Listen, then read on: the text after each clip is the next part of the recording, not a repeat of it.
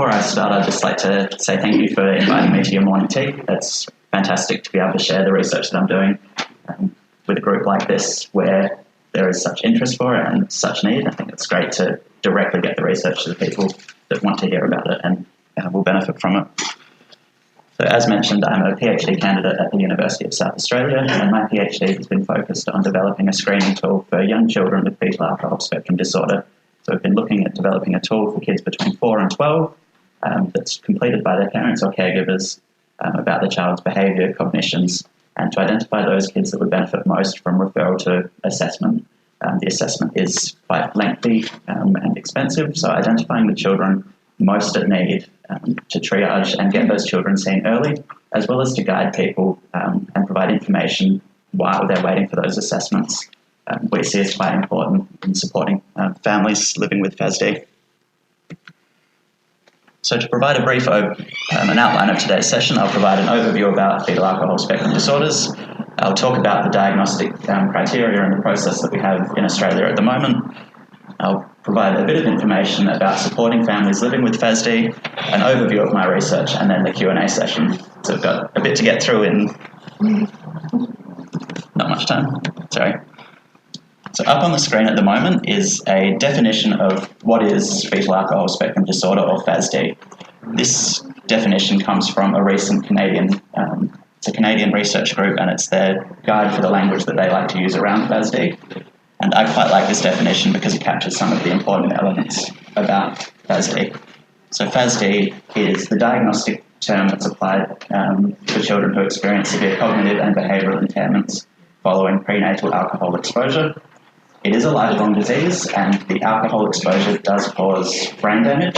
So when talking about FASD, we are really talking about brain damage, and that starts to shape how we respond to a child who has FASD.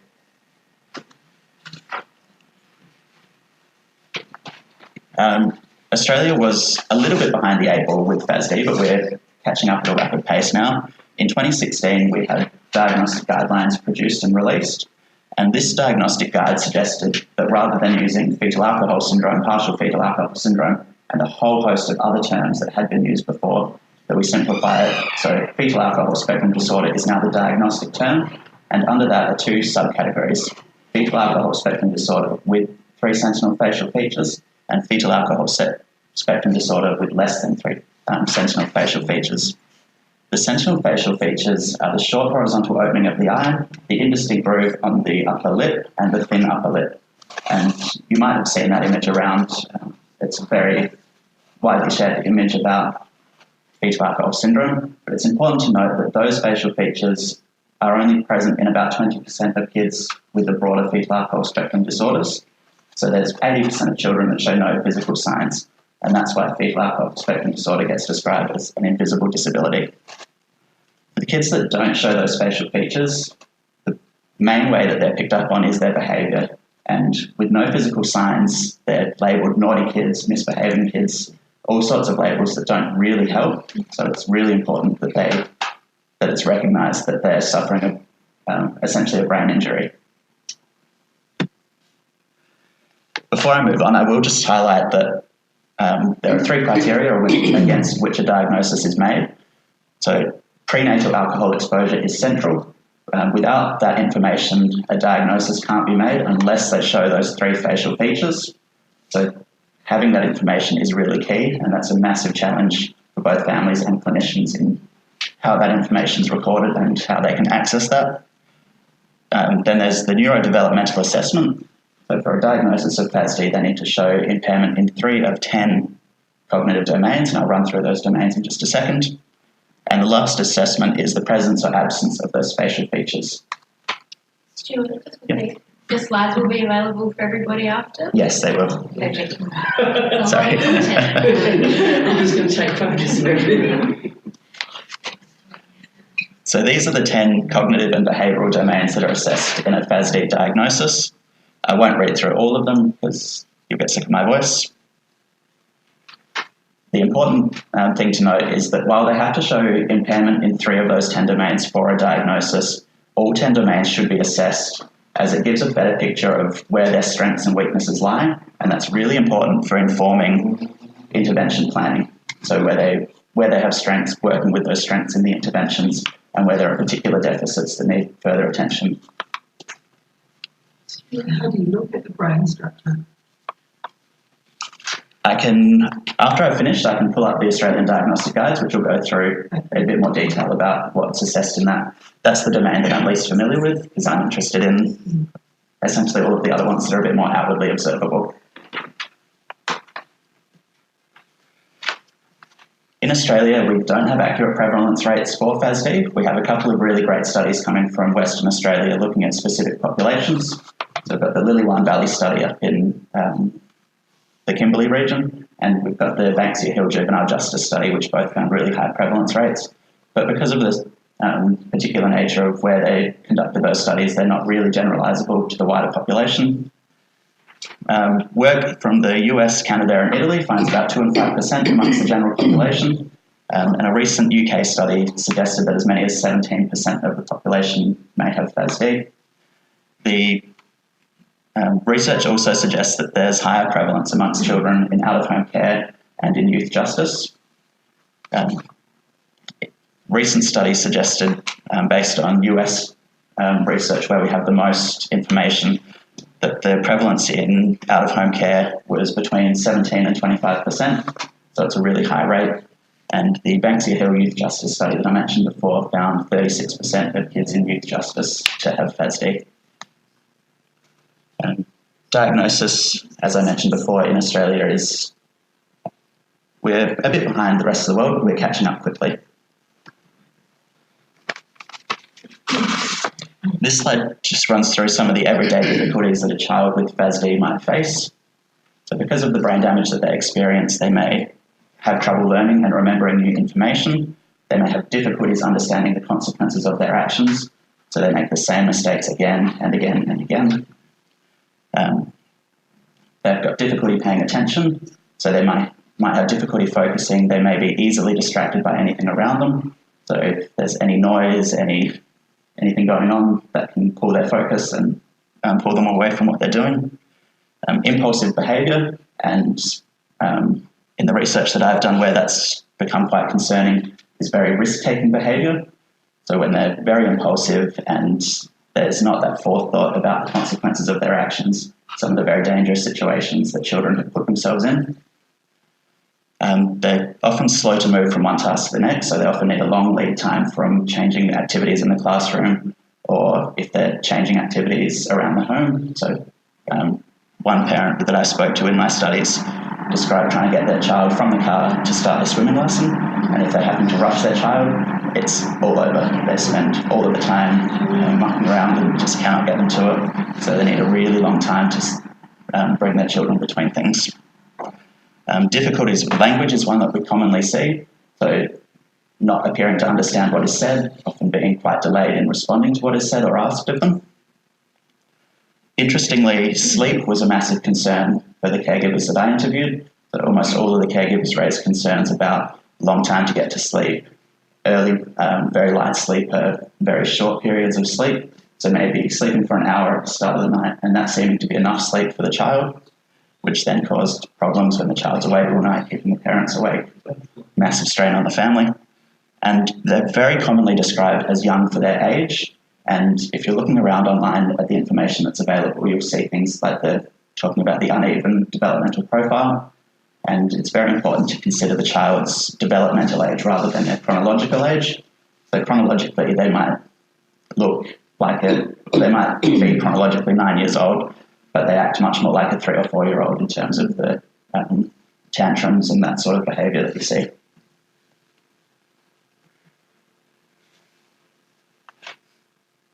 In responding to children with FASD, one of the most common things that's recommended is to reframe those behaviours. So understanding that the behaviour is driven by the brain injury, and then thinking about it's not that the child won't do this, it's that they can't. And on the screen I've provided some examples adapted from a publication a few years back about some common behaviours and ways to reframe that and start to think about that in a different light. So he won't listen, he can't be taught. Thinking about instead it's a slower pace of thinking, poor language comprehension and poor memory that makes it really difficult for these children. So thinking about having to teach things again and again and again, just to make that repetition routine. And really, the term that gets used is over-learning and over-teaching something. One of the caregivers that I interviewed in my studies, she spoke about sitting with her child to learn 12 words for the classroom, and at the end of the night, learnt those 12 spelling words perfectly. Next morning in the classroom, no, all gone. And again, these slides will be available at the end, so I won't read through all of those examples now. The next slide expands more on how to support children with FASD. A lot of the publications talk about these 8 magic keys. So these are keys in keeping your language, keeping your life simple and routine, and just some useful advice around how to think about that. So concrete terms, thinking about that language difficulty, avoiding words with double meanings, avoiding idioms, so you're saying exactly what you mean when you're asking something of the child. As much as you can, ensuring consistency, so trying to get teachers on board to ensure consistency between home life and school life in the expectations of the child, how things are asked of them, keeping routines consistent as much as possible across days, so provide the structure that the children need. The repetition, so again, that over-learning, over-teaching to help things stick for these kids. And they highlight routine again, so routine is really key. Simplicity, so remember to keep things short and sweet. Children with FASD are easily overstimulated, and that can lead to shutdown, at which point they can't take on any more information, so they get just overloaded and nothing else is going to sink in. So break down tasks and always communicate in the positive, so one step at a time. And the example that's provided here is we walk inside instead of don't run. And number 6, specific language. So again, there's a bit of repetition in these. So that's, again, say exactly what you mean and keep it as simple as possible. Number 7, structure. So structure is a glue that enables a child with FASD to make sense of the world. So if that structure gets taken away or falls apart, then their ability to function will slip away as well. And lastly is supervision. In the study that I conducted where I interviewed parents and caregivers, supervision was really key. They described always having to know where their child was, always having to keep an eye out or an ear out, and in the instances where they weren't able to supervise, just how quickly the child was able to get into things that they weren't supposed to.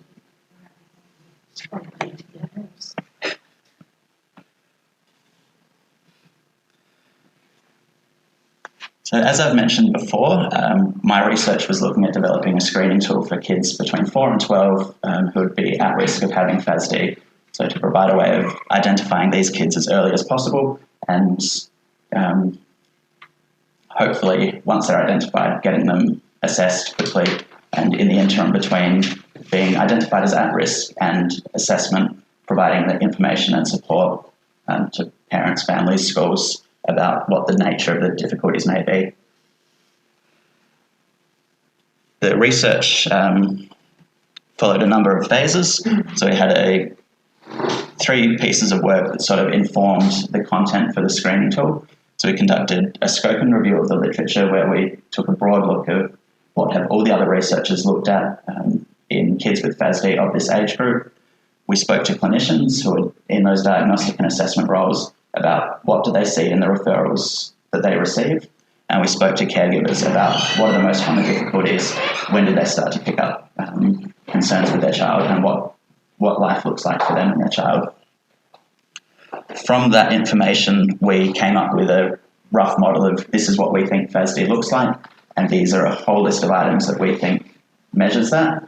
We then took those back to those same caregivers and clinicians to say, this is what we think from what you've told us. How does this look to you? What would you change? What would you add? What have we missed? After that, we take the tool out for pilot testing, and that's where we're at the moment. So the tool's currently undergoing pilot testing. We're still recruiting. So if anybody's interested in participating, please see me afterwards. Shameless plug for my research.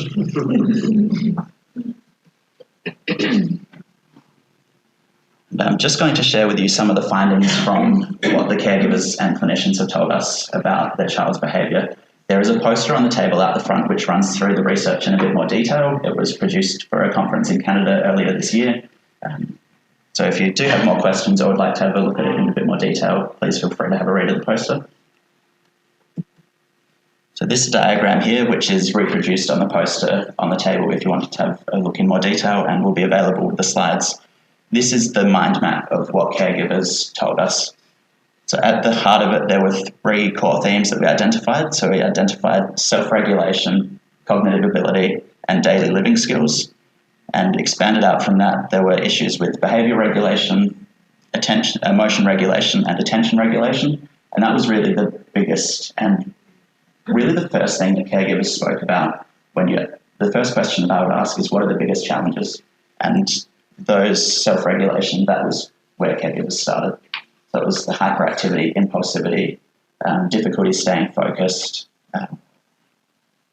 that unpredictable emotional reaction to things, those sorts of behaviours were where they started. And then as we got into it a little bit more, they also talked about memory concerns were another really big, strong theme. So that lack of understanding of consequences, a short-term, really poor short-term memory, so they would have to give them one step at a time. And I'll just frame this by saying these caregivers, they were all recruited through FASD and the Russell Family Fetal Alcohol Disorders Association, and they all had, apart from a couple which had provisional diagnoses, they all had a diagnosis of FASD, and that was usually a few years in the past, so they'd had a bit of time to think about and digest that information. But they spoke about the difficulty understanding consequences, this need for repeated exposure. So very much what we've seen from the literature, but just repeated. Where it was really interesting was, and what hadn't come up before, was sleep. And sleep was really, really central. A lot of caregivers were really struggling with that.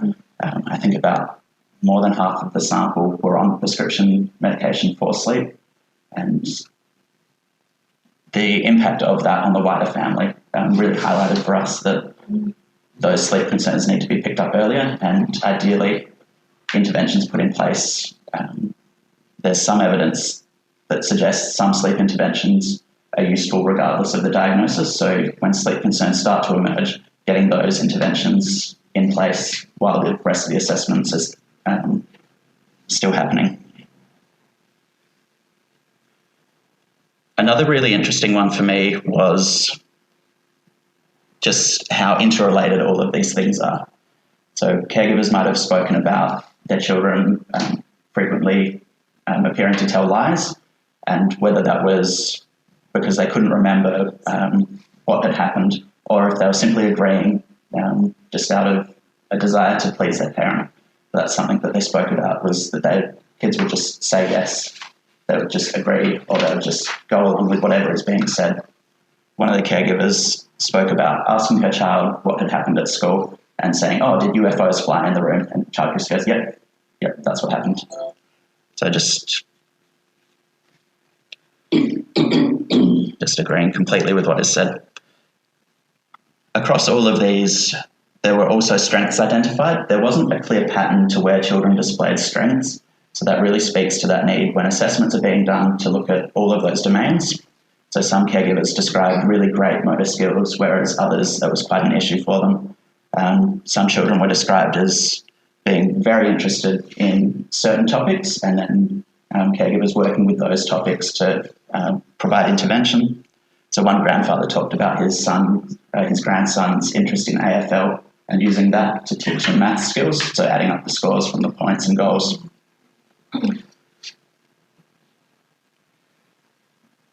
As I touched on before, from this information we've developed a screening tool which we're now pilot testing. Data collection is still ongoing for that, but at this stage it looks like towards the end of the year I will have finished this piece of research, and hopefully we'll be able to share some of the findings from this pilot testing before then. So it's getting close to the end. It's been quite a long process, and this pilot testing is really about the screening tool we've developed. Does it work? Does it tell children who have FASD from those that don't? and whether or not it functions as a screening tool. Some future research that we will need to do down the track is to think about, I suspect that the screening tool will tell children with FASD from typically developing peers very easily, but making the finer grained distinctions from children with ADHD and FASD or children with autism and FASD, that becomes a much trickier part, or children who've experienced trauma and FASD.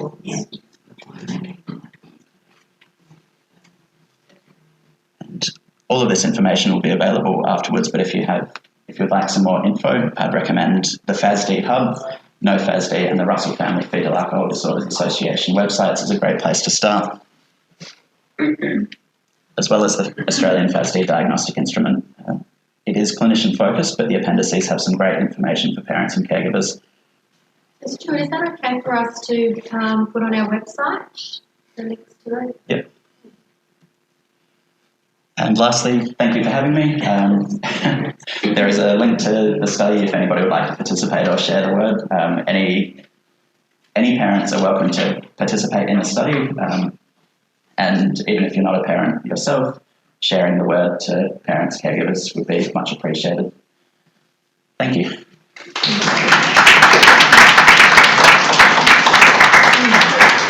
Shall we just ask a few questions now, and then April would like to come up as well.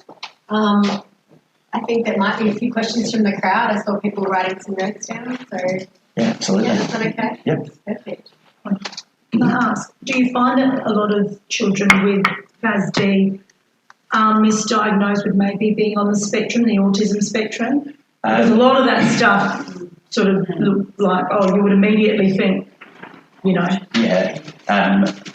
Autism and ADHD are really big ones for the misdiagnosis. Yeah. I did have a couple of parents in my study that said we did have an autism diagnosis, but as the child got older, it wasn't ticking all of the boxes for the behaviour that they were seeing. Yeah. So it is an issue, and there have only been a handful of studies that have really looked at that. But Okay.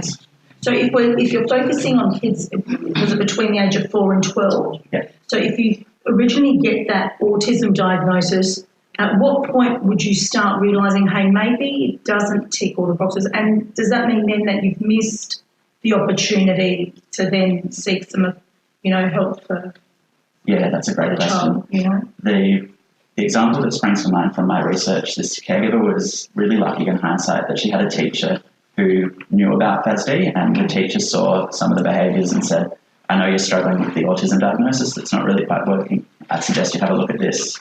So in that situation, it's really fortunate that they happened to come across the person. Sure. Yeah. But on the early intervention, there's not enough research at the moment to say whether the interventions that they should receive for autism work for children with FASD. So it's really important to get that early and accurate diagnosis. But some support, hazard a guess, is better than none. It's just... I'll start off just introducing my circumstances firstly. I've been a relative foster carer for 19 years, caring for primarily my brother's 4 children over that 19-year period, about 3 times throughout that period for a number of years. And lately, my sister's 2 grandchildren, a boy and a girl, who are now 14 and 15. I've had Isaiah since he was 5 days old, and his sister since she was 7 months old, but she was removed when she was 2 months old. So they've been raised as my children with my 2 daughters and acknowledge me as mum.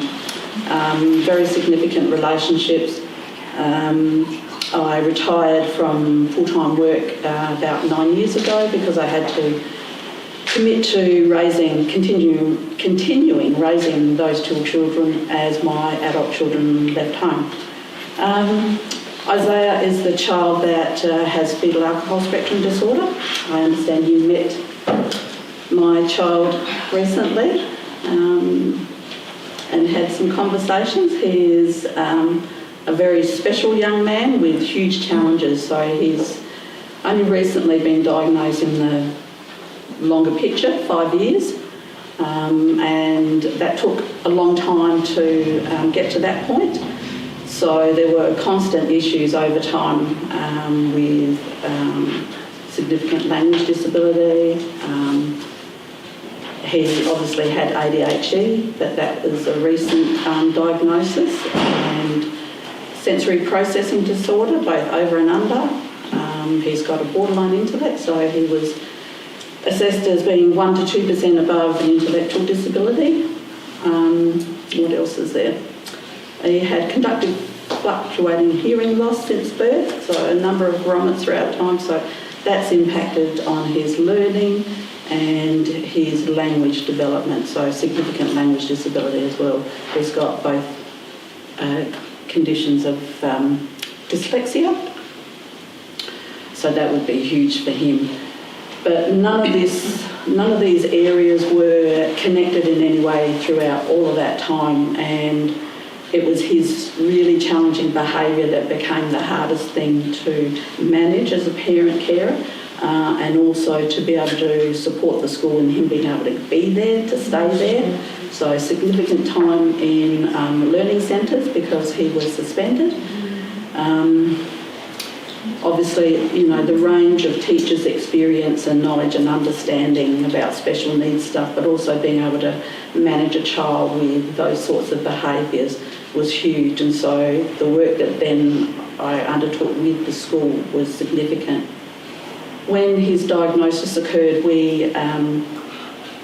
I had to do the learning myself about the condition, and so that also took some years to really build that understanding about what FASD was, what it looked like, and what changes you had to undertake in both your understanding about what was actually going on and then adapting your environment and the way that you cared and provided and managed a child with this condition.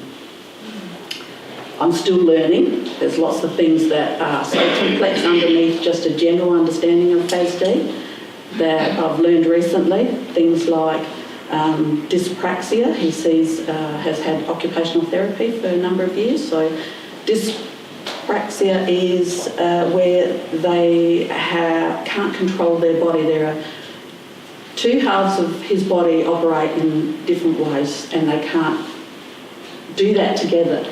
The body can't operate as a single thing, so they operate a little bit separately. That's a basic parent understanding.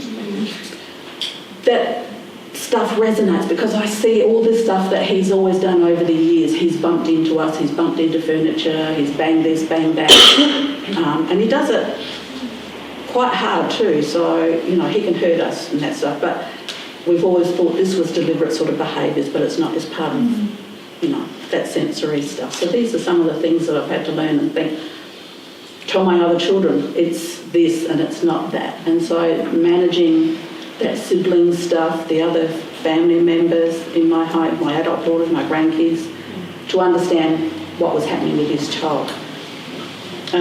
His behaviours are all communication and responses to what he's taking in, what he's not understanding, or how he's understanding that particular information. It's really, really complex, and it's taken me a long time as a parent to understand that stuff too. And so we've had to learn how to adjust the way we respond to him. I've had to change my home environment for him. I've had to change the way I do normal things like buying clothes, so colours, patterns, all that sensory stuff, reducing the number of items in his wardrobe so that he's only got a few choices to make on a daily basis. He had very low functioning skills, still has a number of areas that he has low functioning. If I talk to him in time, about time, say for example, we're going so-and-so on Thursday or 2 weeks' time, doesn't mean a thing to him because he can't comprehend that stuff. That's the damage that's done. So the very simplistic manner that I talk to him is in sleeps. This is how many sleeps. We're going to do this. You can't do it too far ahead because that's not a concept that he can understand, so you have to limit talking in the future quite a bit. And so working with the school to provide sensory overview of how he operates, but also for them to adjust their environment. And they did this. We did a full staff training with the school. We had a office people attend, like special educators, the behaviour coaches. From that, they went on to do a training for all the psychologists in education for the southern region. All of those special educators, behaviour coach, all came along, and other teachers and staff as well to the next training. So we had a good roll-on effect from that. The school adapted their environment by providing calming areas for him to go to. They built a classroom where we had to provide him with one-on-one teaching for a period of time because he couldn't cope in a classroom. There was too many distractions. That sensory stuff that was overwhelming. Because he loves aeroplanes, fire engines, police engines, when he heard those things, he would run out of the classroom and look for those things and just want to listen to them.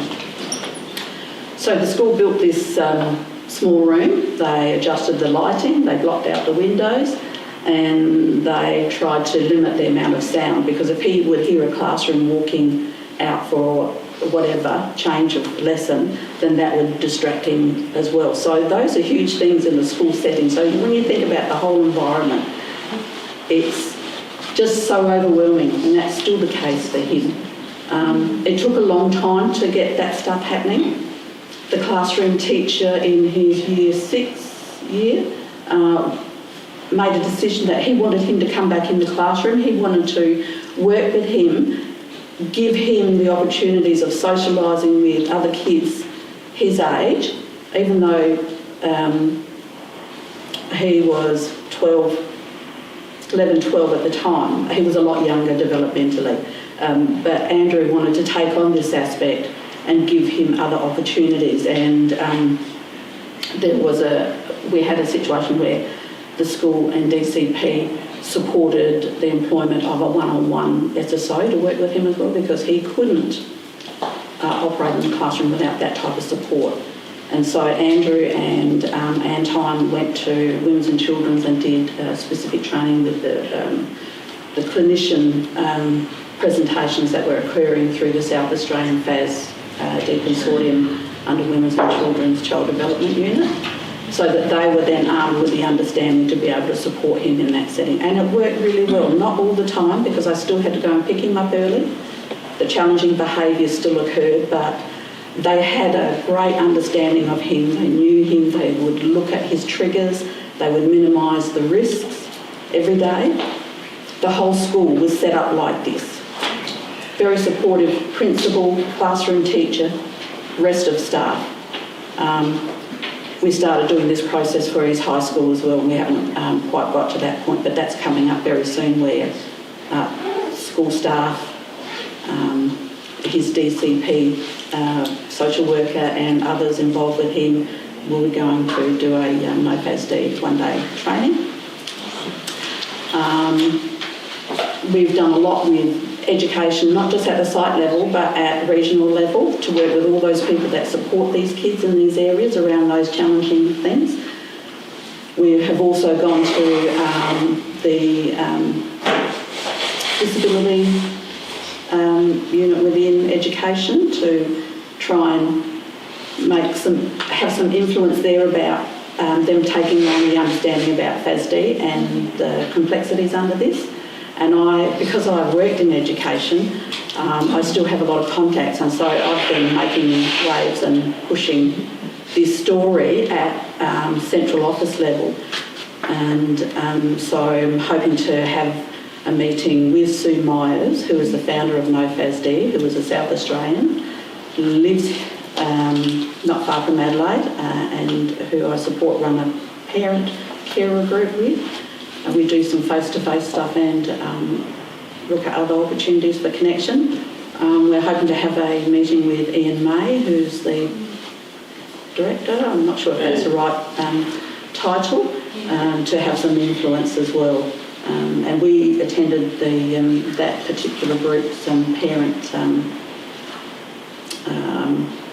day just recently. I can't remember quite what that was, but FASD is not on their radar. So that's stuff that we want to change and have a lot of influence in the type of support and understanding that needs to occur across the board. Some of the things that Stewart's mentioned is the dysmaturity, and that's really hard. You've got a child that looks normal, but underneath he's operating at a whole range of different ages, and then underneath that you've got all this other complexity like confabulation and language, what's going on, that slow processing stuff when we live in a world that has so much complexity itself. And then when you've got kids that don't have the normal capabilities and you don't see that stuff, that's the hardest thing to change people's understanding of that. It's such a huge paradigm shift that people have to make to understand what's happening in these kids' brains. And that's why I'm so committed, not just because he's my child and I want to do that, but I'm committed to changing that because it's so complex. There's so many areas that we need to understand. It's so hard. It's so emotional. It's draining. And let me tell you, I do a lot of that emotional breakdown. It's just overwhelming. You get to those points, but I get up the next day and I still got to do this. So my involvement has been quite varied. I've become quite involved with FASD, obviously. I support Robin Smith, who's one of the national educators, whenever she comes to South Australia to do presentations. I go along and provide that lived experience example so that what you're seeing you actually really understand, not just the bigger picture stuff. I've done the national conference. We had 5 parents from across Australia that presented some lived experience examples to several hundred people. The next conference happening next year in Sydney, if you're interested. So go on the website and have a look at that stuff. Absolutely wonderful experience because the information you get and the connections you make is just so significant. And I get newsletters from FASD that helps inform what I do as a parent. I'm learning about things like neurobehavioural model. So it's about thinking about the brain first in relation to your child, not just looking at them and, thinking they're normal. It's changing your view about that. Other things I've learned about is time in rather than time out. So it's being able to look at how you manage that challenging behaviour stuff in a different way and then how you respond in a different way and your timing. Really fascinating different examples of parenting. And so that parenting side of stuff is really, for me, is going in a different pathway. And I've painted my house calming greys. I've built-in wardrobes so that my child can just be able to go to a wardrobe and choose his clothes. He couldn't do that for a long time. He would wear his school clothes, and still to this day he wears some of his school clothes on weekends.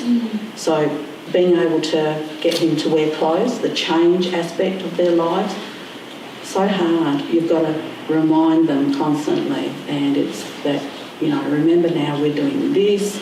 School had to do that before they had to change to each lesson.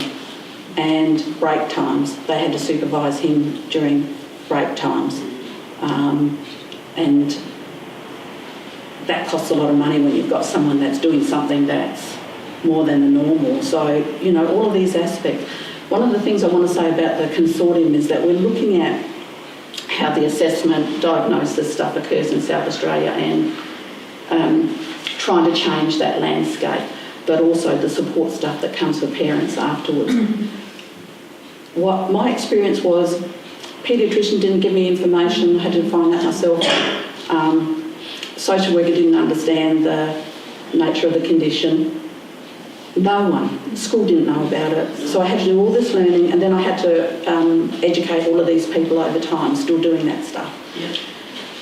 All of the significant conditions that he had from birth, none of those things were connected together. So the agencies having responsibilities, there's no connection for building a picture of a child with so many different things. And that stuff helps in your diagnosis assessment process.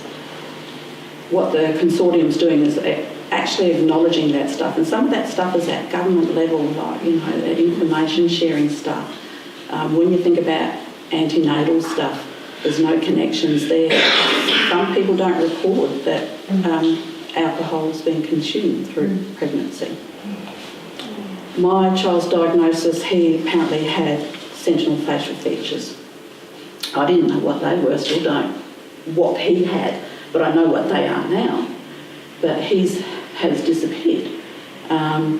He, you know, all of the 10 areas ticked off for him. So his diagnosis obviously was quite easy. I was very lucky that I had a paediatrician in the Child Protective Services clinic that had an awareness of FASD, and so the diagnosis occurred. I had to jump the hurdle of waiting for the department to agree to the diagnosis being accepted, and I said, this child needs the support. He's not going to get it if he doesn't have a diagnosis that identifies issues. I acknowledge the stigma attached to this, but my priority is my child.